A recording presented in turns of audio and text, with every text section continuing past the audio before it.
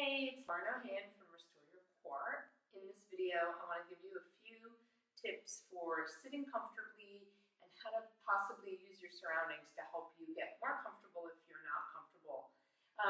So the first thing is we just want to make sure with sitting that with our pelvis, that we're neither excessively tilting it forward nor rolling back to sit on our tailbone and sacrum. So the sacrum is the triangular bone at the base of your spine. It sits in between your two hip bones, and it's not designed to bear weight of your body all the time in sitting. In fact, your sitting bones, which are on either side of your anus, if you want to be really specific, right, those hard bones underneath your tush, those are designed for you to sit on. So we do want to make sure we're sitting on them. So if I'm excessively forward, which I was many years as a yogi, excessively here, you just want to kind of drop back a little bit, okay? And then if you're curling under, you want to tip your pelvis forward a little. A great way to think about this is the two sticky outie bones in the front, and your pubic bone should be in the same vertical line to each other. So you can see that when I excessively come forward, my pubic bone comes behind those two sticky outie bones. And likewise, when I'm here, my pubic bone is forward. So that's what should be happening in the pelvis. Now, what I tend to do often is sit at the edge of my seat when I'm sitting in a proper chair. I tend not to sit back because then it makes me want to do this. So it's really up to you. There is a way to bring yourself all the way to the edge of your seat. In a proper chair, your feet wouldn't be off the floor. I'm in a not proper chair. So where you would be able to lean back against the chair and still have your pelvis in neutral, as I'm doing now. The thing that most people do in a chair and in a couch is they just allow themselves to fall into this position where they're tucked under. I'm sure it's really helpful that I'm wearing black and sitting in a black chair. Sorry.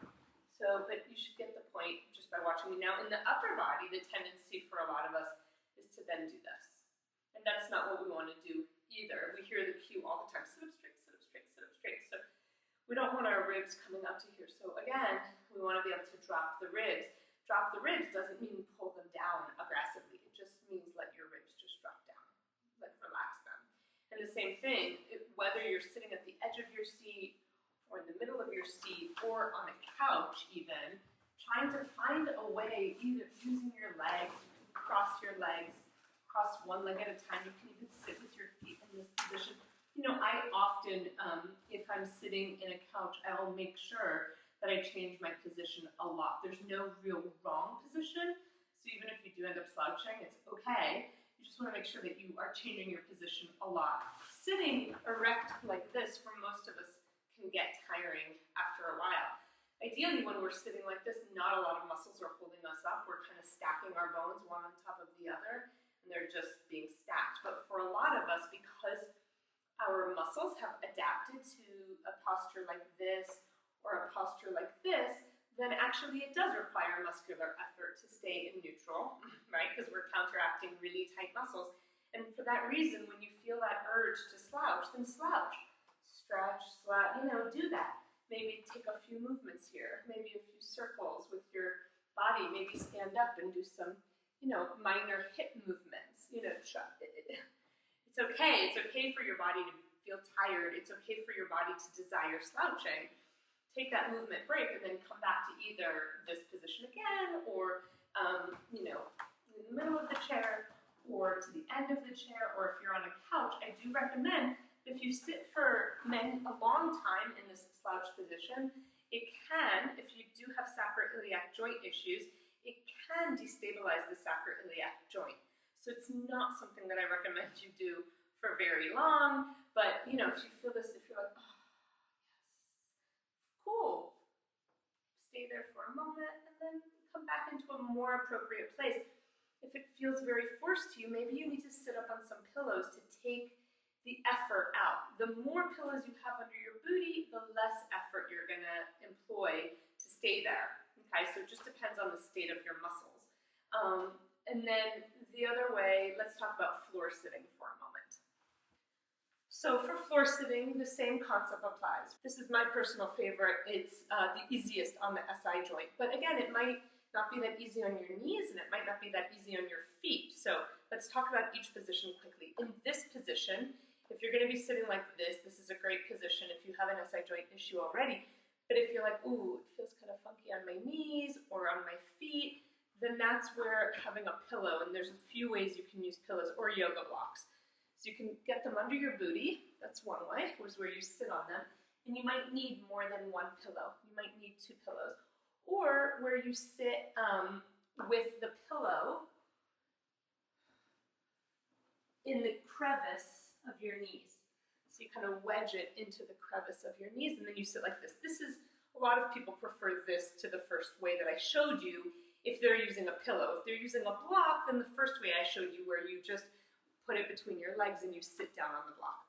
Okay, then cross-legged, the same thing goes. If you're coming to sit cross-legged and what's happening is like your knees are up here and your back is slouching and you're like pulling yourself up with all your effort, that's not really worth it at all.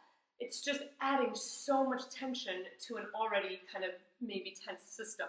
So what we want to do in this case is we want to prop you up. The more you prop yourself up, the less muscular tension you have to fight to be in that position. You can stay there longer. So if you want to sit cross-legged, again, you want to be on your sitting bones. Right now I'm on my sitting bones. Right now I'm on my tailbone sacrum, and right now I'm excessively doing it.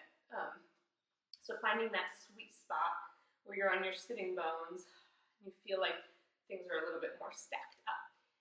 If this is really hard for you, as it is for most of us, then again, sitting on a pillow or a yoga block is ideal. And often when I sit like this after a few minutes, my body's like, okay, let's shift. So then I shift. Maybe I'll sit like this for a few minutes, right? Maybe I'll sit like this for a few minutes. It's a great idea to know your body. Sit up on a bolster, put a yoga block underneath you and stuff like that. I'm on vacation. I don't have a lot of my props with me right now to show you, but you get the point. So what you don't want to be doing, again, is forcing it. You know, like using all this tension to get really straight and erect. That's not the idea behind any of this work. And then, again, just changing positions. You know, the minute you feel the urge to slouch, the minute you're like, oh, yes, this is my happy place. Cool. Don't judge yourself. Who cares? This is your happy place? Great. Join millions of other people who feel that way. It's totally okay. But I would say that if this is your happy place, come into it, make an exercise out of it, move around a little bit, do some circles with your body, right? Your body is basically saying, this requires a lot of effort, move me, right? So move in and out of your happy place. You know, there's so many ways that you can kind of just do that. And then maybe change positions to a position that might require, that would help you prop up and just give your body a little bit of a break. So we talked about those, and then yeah, and then if you know, in sitting on the floor, you can always use more than one pillow or more than one blanket, okay? So, and you're just allowing your body to change positions. If you're going to lean back against something, that's totally fine. You can see as I lean back, though, I'm not going to allow my pelvis to tuck under. Okay, so my pelvis is now tucking under, my pubic bone is looking at my nose, my ASIS bones, the 2 frontal sticky out bones are kind of going that way. So that's not what I want. So I want to make sure that if I want to lean back, that I'm supported. Now there's a way that I can lean back here, and I can kind of push my back in to get really erect. And again, now I'm overdoing it, right? So I'm like overly arching in my back. So just finding that sweet spot where I will often make sure that whatever I'm doing, my pelvis is neutral. I have had SI joint pain and problems in the past, and sitting off my tailbone and sacroiliac joints have made a huge difference in the SI joint issues. So I will often make sure that if anything, my pelvis is not here, tucked, but rather here. It's that tiny movement that takes the pressure off my SI joints.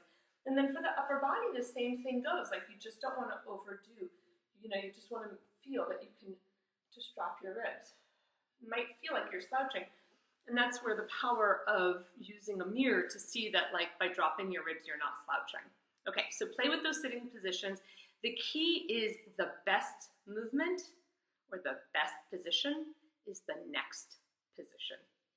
So don't get stuck in any one position, and don't get stuck in any one idea. If your body desires the slouch, give it the slouch, but make a movement out of it. Add an exhale, tuck your pelvis, get kind of juicy with it all. So give your body what it needs, while also adding a little bit of movement. The best movement is the next movement. All right, guys, let me know your questions.